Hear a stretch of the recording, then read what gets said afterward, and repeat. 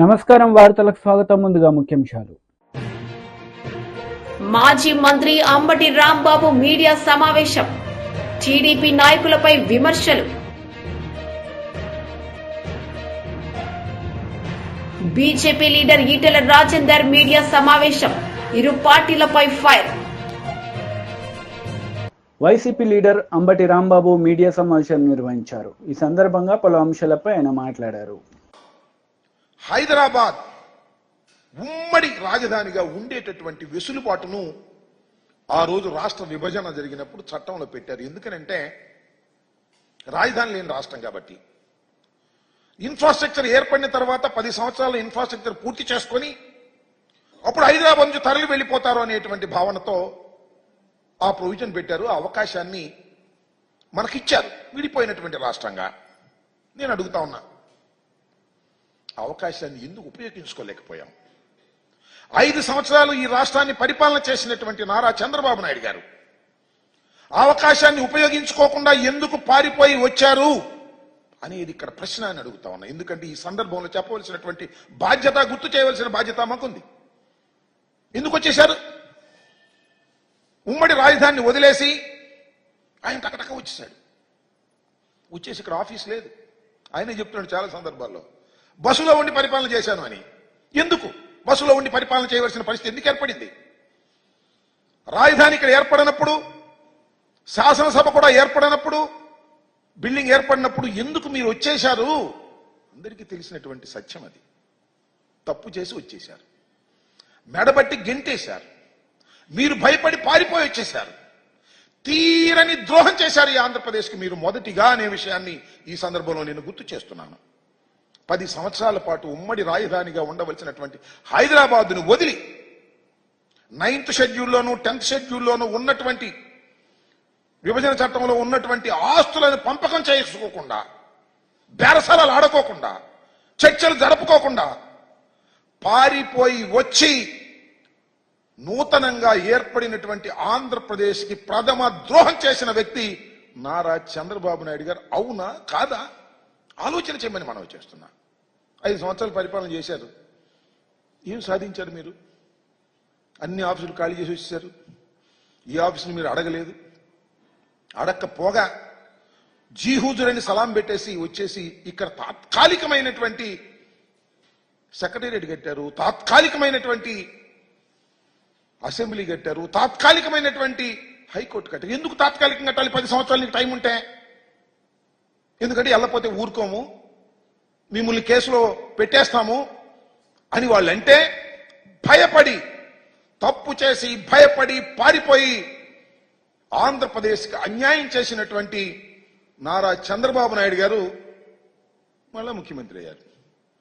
కారణాలు ఏమైనప్పటికీ ప్రమాణ స్వీకారం చేశారు. మరొక అన్యాయం చేయడానికి ప్రయత్నం చేస్తున్నారు ఇవాళ.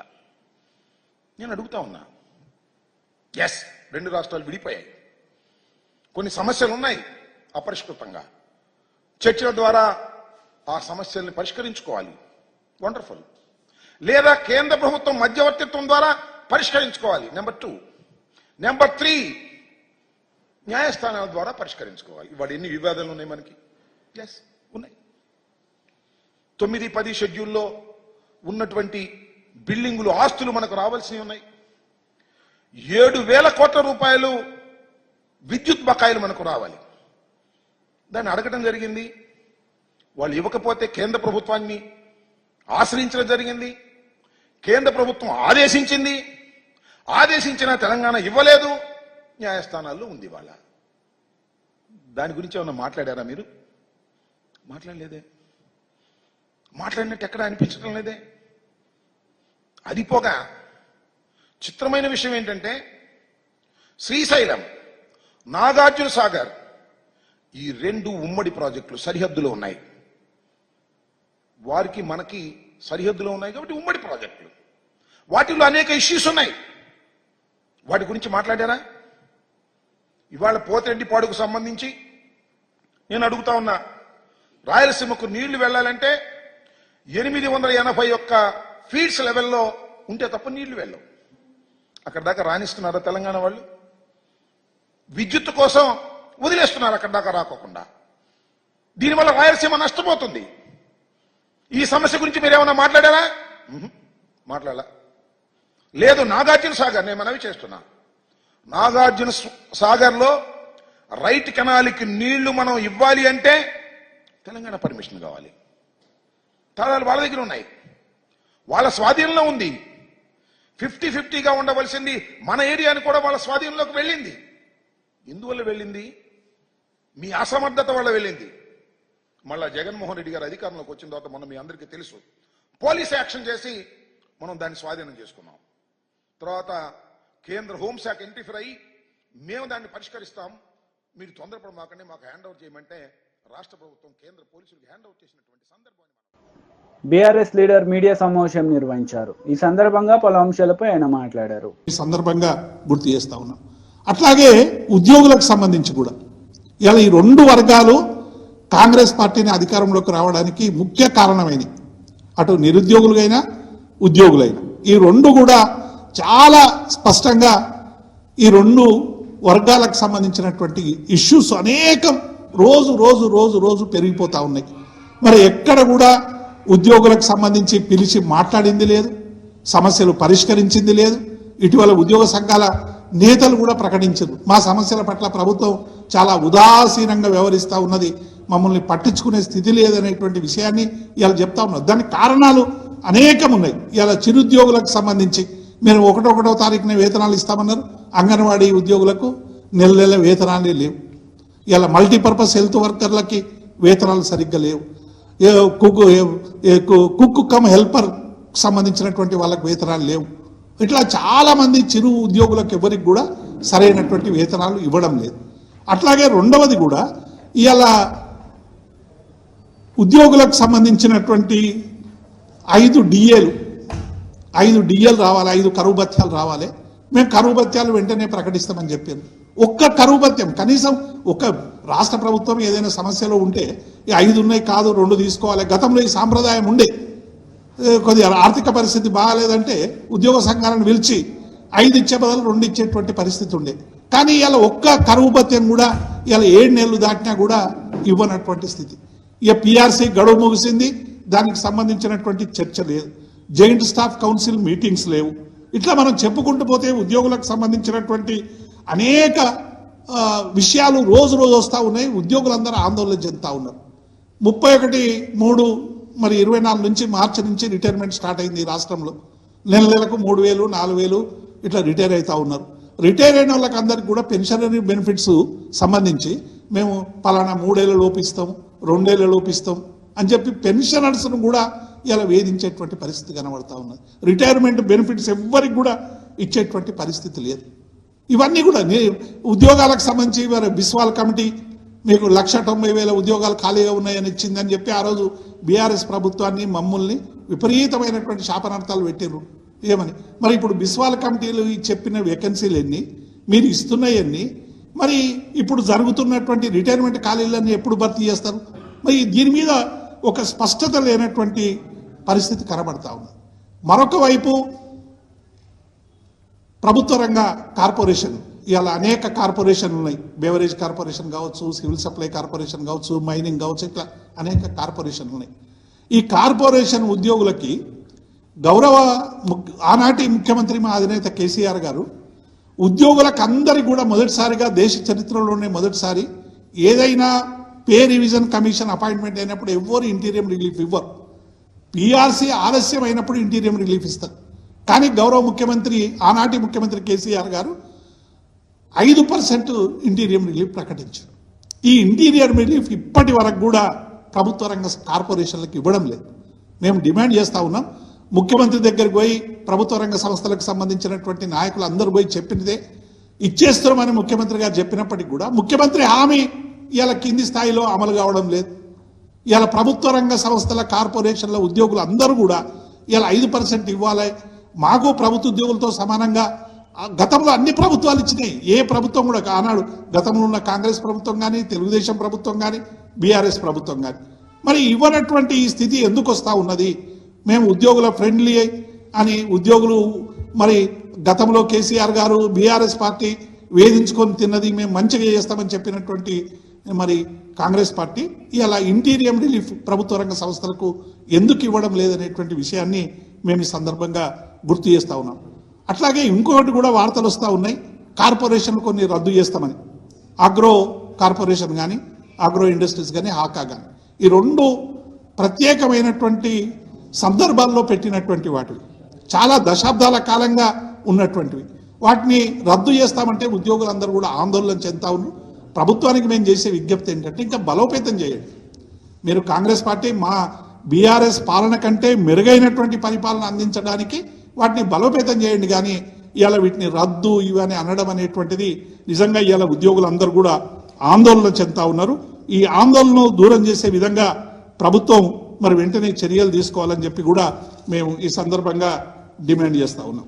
అట్లాగే నిన్న విభజనకు సంబంధించినటువంటి సమస్యల మీద కూడా ఉద్యోగుల విభజనకు సంబంధించి చాలా తప్పుడు వార్తలు ప్రచారం అవుతా ఉన్నాయి. మా అధినేత కేసీఆర్ గారికి ఆనాడున్నటువంటి ఉద్యోగ సంఘాలు కావచ్చు, మేము కావచ్చు, అనేక మంది విజ్ఞప్తి చేసిన తర్వాత దాదాపు 2000 మంది ఉద్యోగుల్ని ఆంధ్ర నుంచి తెలంగాణకు తెచ్చుకున్నాం. స్వయంగా మా బెవరేజ్ టీడీపీ లీడర్ మీడియా సమావేశం నిర్వహించారు. ఈ సందర్భంగా పలు అంశాలపై ఆయన మాట్లాడారు. అది బహుశా ఆ భయంతో కాకాని డ్రగ్స్ గురించి మాట్లాడతాడు.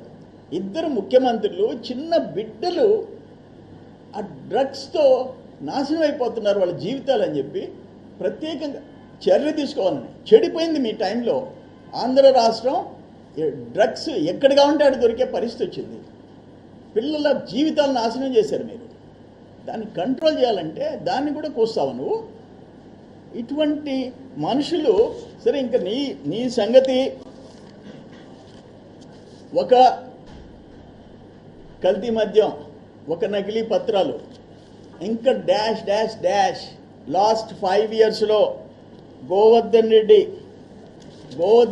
కాకాని గోవర్ధన్ రెడ్డి దోచుకున్నవి, సిస్టమ్స్ కొలాప్స్ చేసినాయి.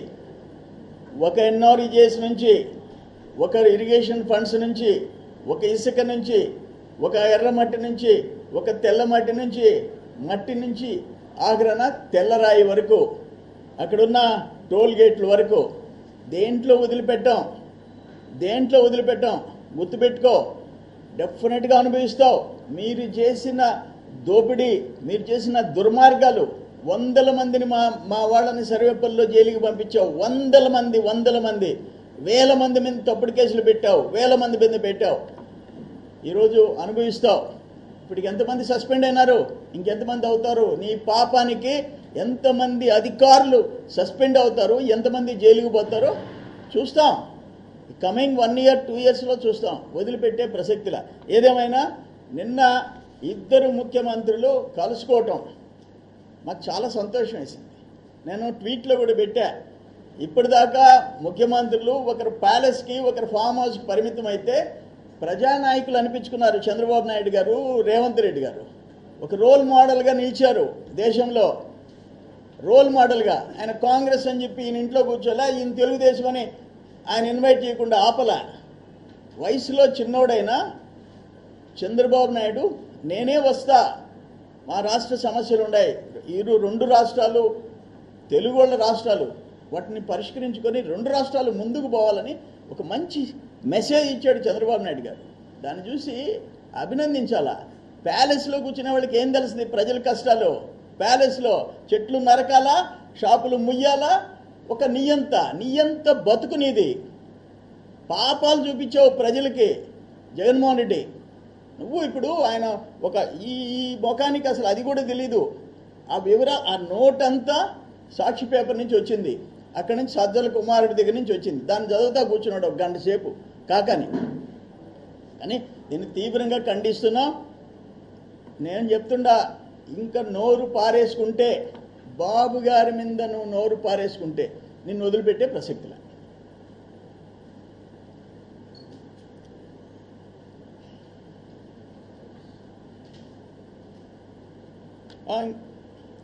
ఇంకా ఎనీ క్వశ్చన్స్? కొరవై వేరే సబ్జెక్ట్స్ తొందరలో పెడతా. మీరు ఏదైనా ఉంటే ప్రశ్నలు అడగండి.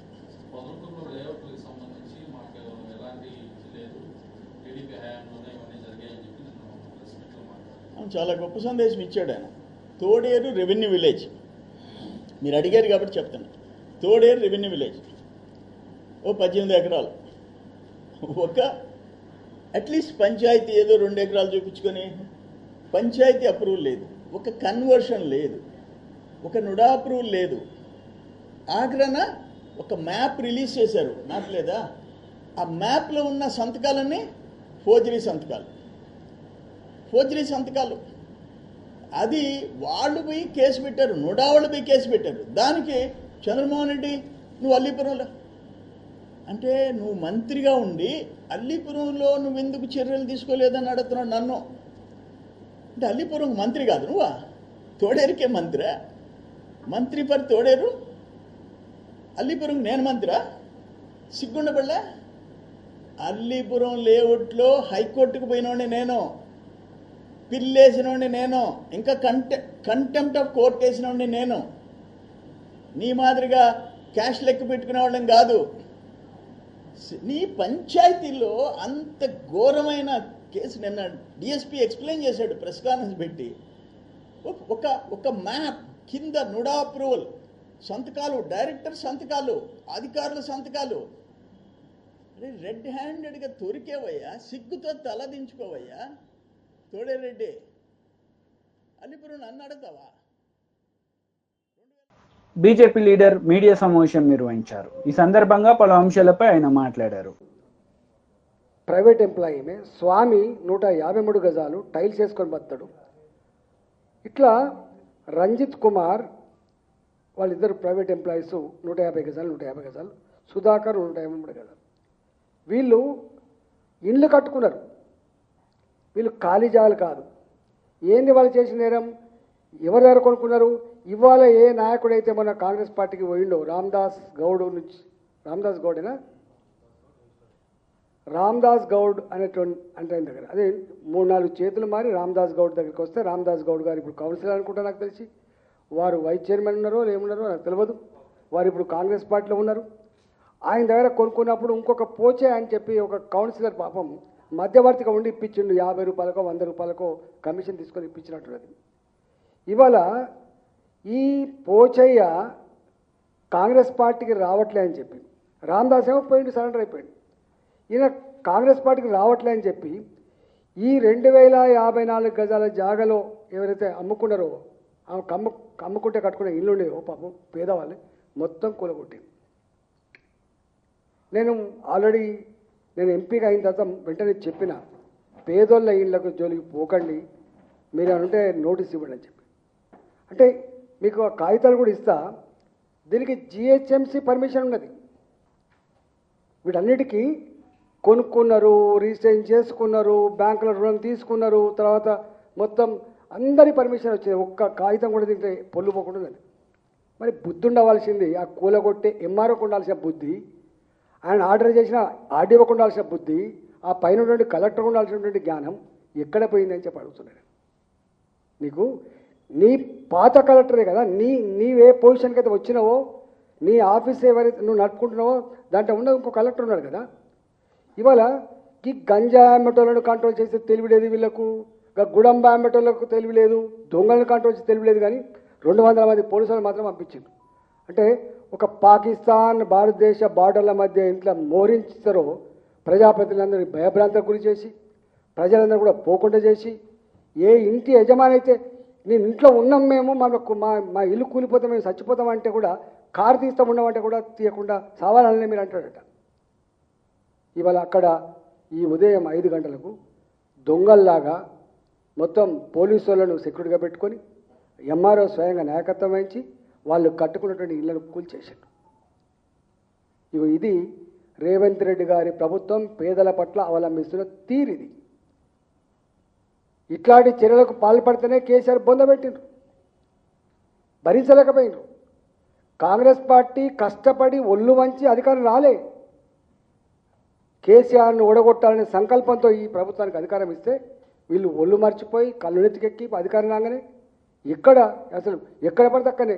దీని వెనుక పెద్ద కుట్ర ఏంటంటే, ఇది వాళ్ళకి తెలుసు, అక్కడ లోకల్గా ఉన్నటువంటి నాయకులకు వీళ్ళని కదిలిస్తే వీళ్ళు భయపడతారు, ఇప్పుడు అయ్యప్ప సొసైటీలో కదిలిచ్చి ఏం జరిగిందో ఇక్కడ కూడా 350 ఎకరాలు కాబట్టి ఆల్రెడీ ఏర్పడ్డ కాలనీలు కాబట్టి పేదోళ్ళు కాబట్టి నోరులేనులు కాబట్టి వీళ్ళను భయభ్రాంతులకు గురి చేస్తే వీళ్ళకు డబ్బులు ఇండైరెక్ట్గా వస్తాయనేటువంటి ఆశతో ఈ పని చేసిండ్రు. నేను అడుగుతున్నా, ఇవాళ మున్సిపల్ అడ్మినిస్ట్రేషన్ కూడా ఇవాళ వారి కిందనే ఉంది. నేను నిన్న కలెక్టర్ ఫోన్ చేసిన, అయ్యా కలెక్టర్ గారు ఏమైనా ఉంటే నేను వస్తా మాట్లాడతా అంటే ఫోన్ ఎత్తాడు. డిప్యూటీ సీఎం గారు ఫోన్ చేసిన ఫోన్ ఎత్తాడు. జిల్లా ఇన్ఛార్జి మంత్రి గారు శ్రీధరబాబు గారు ఫోన్ చేసిన ఫోన్ ఎత్తారు. రెవెన్యూ మంత్రి గారికి ఫోన్ చేసిన చివరికి ఎత్తిండు, అయ్యో నాకు తెలియదు అంటాడు. మరి తెలియకుండానే అంటే మంత్రులకు రెవెన్యూ మంత్రికి తెలియకుండానే 200 మంది పోలీసులు ఎట్లా పోయినట్టు, ఎట్లా కూలగొట్టినట్టు, గింత సోయి లేకుండా ఎట్లా నడుస్తున్నటువంటి భావన ఇవాళ వ్యక్తం చేస్తున్నా. అంటే మీకు అధికారం కట్టబెట్టింది తెలంగాణ ప్రజలు ఆలోచించాలి. చాలామంది మేధావులు ఉద్యమకారులు అన్యాయం జరిగింది అని చెప్పి ఇవాళ వీళ్ళకు సపోర్ట్ చేస్తే వీళ్ళు చేసే వాలకమేందో తెలంగాణ ప్రజలు ఆలోచించుకోమని చెప్పి కోరుతున్నాను. నేను అక్కడ ఎంపీని, పిరిజాదిగూడలో నా ఎంపీ పరిస్థితి కింద వస్తుంది. 24 ఏళ్ళుగా మేము ఇట్లాంటి దౌర్భాగ్య పరిస్థితి ఎప్పుడు చూడలే, ఇంత నీతిమాలిన పరిస్థితి ఎప్పుడు చూడలే. వైసీపీ లీడర్ మీడియా సమావేశం నిర్వహించారు. ఈ సందర్భంగా పలు అంశాలపై ఆయన మాట్లాడారు. దానికి సంబంధించినటువంటి అడ్డంకులు దాదాపుగా తీరిపోయి కొలిక్కి వచ్చేటువంటి సమయంలో మరలా మీరు పోలవరం కొన్నటువంటి ఆ ముంపు మండలాల్లో ఉండేటువంటి గ్రామాలను తిరిగి తెలంగాణకి విలీనం చేస్తాము తెలంగాణ రాష్ట్రంలోనంటే సమస్య మరలా మొదటకు వచ్చేటువంటి ప్రమాదం లేదనేటువంటిది ఆలోచన చేయండి. ముంపు గ్రామాలని ఈరోజు మనం ముంచేస్తే పోలవరం ప్రాజెక్టు ఏ విధంగా ముందుకు సాగుతుంది, మరలా కొత్త సమస్యలు ఉత్పన్నమైనటువంటి పరిస్థితి. కాబట్టి మీరు తీసుకునేటువంటి నిర్ణయం ఏ విధంగా ఉంది అంటే మన రాష్ట్రం జుట్టు తీసుకువెళ్లి తెలంగాణ చేతిలో పెట్టినట్టుగా ఉంది తప్ప రాష్ట్ర ప్రయోజనాలను కాపాడేటువంటి విధంగా కాకుండా రాష్ట్ర ప్రయోజనాలను పణంగా పెట్టేటువంటి విధంగా ఉంది తప్ప మరొకటి కాదు అని చెప్పి ఈ సందర్భంగా మాట్లాడుతున్నాం. అందుకని పోలవరం ప్రాజెక్టు ఎప్పుడులాగా పూర్తవుతుందంటే సమాధానం చెప్పలేనటువంటి మీరు పోలవరం కట్టేది పక్కన పెట్టి ఈ రోజు మీరు వెళ్ళినటువంటి మీ భేటీలో మరిన్ని సమస్యలు పోలవరానికి సంబంధించి పోలవరం ప్రాజెక్టుకు సంబంధించి సృష్టించేటువంటి ప్రయత్నం చేశారేమోననేటువంటి అనుమానాలు సందేహాలు వచ్చేటువంటి పరిస్థితి అని చెప్పి మీ అందరికీ తెలియజేస్తున్నాను. మీ మధ్య జరిగినటువంటి అనేక విషయాల గురించి మాట్లాడితే ఏ ఒక్కదానికి మీరు ఇతిమధ్యంగా సమాధానం చెప్పలే. పుంకాలుగా వార్తలు వచ్చాయి, వాటిని ఖండించలే. పోర్టులో వాటాలు అడిగారని చెప్పారు. మన పోర్టులకు సంబంధించి తెలంగాణ ప్రభుత్వం, తెలంగాణ ముఖ్యమంత్రి గారు ఆంధ్ర రాష్ట్రానికి సంబంధించినటువంటి పోర్టులో వాటాలు అడిగారు అని చెప్పి అడిగారు. ఆ వాటాలకు సంబంధించి జరిగిందా, మీరు ఏమి నిర్ణయం తీసుకున్నారు, ఏమి నిర్ణయం తీసుకోవాలనుకుంటున్నారు, ఇది మీ ఇద్దరికి సంబంధించినటువంటి అంశం కాదు, రెండు రాష్ట్రాల ప్రజలకు ముడిపడినటువంటి అంశం, రాష్ట్ర ప్రజలకు సమాధానం చెప్పాల్సినటువంటి అంశం. కాబట్టి వాటి గురించి మాట్లాడలేదు. చివరికి ఏడుకొండల స్వామి కూడా చెయ్యి పెట్టాడు ఆయన. నాకు ఏడుకొండల స్వామి దగ్గర కూడా తిరుపతిలో కూడా మాకు వాటా ఇవ్వండి ఒక 48% అని అడిగాడు అని చెప్పి అన్నారు. దాని మీద ఎక్కడ నోరు తెరిచి మాట్లాడినటువంటి సందర్భం లేదు, దాన్ని ఖండించలేదు, ఇది జరగలేదు, ఇది చర్చకి రాలేదు అనే మాట మీరు మాట్లాడలేదంటేనే ఇవి చర్చకి వచ్చాయా అనేటువంటి అనుమానం. చర్చకి వచ్చి ఉండాలి, లేకపోతే ఈ వార్తలన్నీ ఉంటే అయ్యా ఈ వార్తలు ఏమీ రాలేదు, ఈ వార్తలను ఖండిస్తున్నాం, ఇవేమి మాలో చర్చకు రాలేదని ఉభయ రాష్ట్రాలకు సంబంధించినటువంటి మంత్రులు ఎందుకు నోరు మెదిపి చెప్పలేకపోయారు? మీరు చెప్పలేకపోయారు అనడంలోనే సందేహం కలిగేటువంటి పరిస్థితి. అంటే ఈయన సంపదను సృష్టిస్తాను, సంపదను పంచుతాను అన్నాడు తప్ప ఇది రాష్ట్ర ప్రజలకు పంచడానికా, నువ్వు సృష్టిస్తున్నటువంటి లేదా ఉన్నటువంటి రాష్ట్రం సృష్టించుకున్నటువంటి సంపదని ఇతర రాష్ట్రాలకి పంపిణీ చేయడానికి పోయావు అనేటువంటిది అర్థం కానటువంటి సమస్యగా మారిపోయింది ఈరోజు.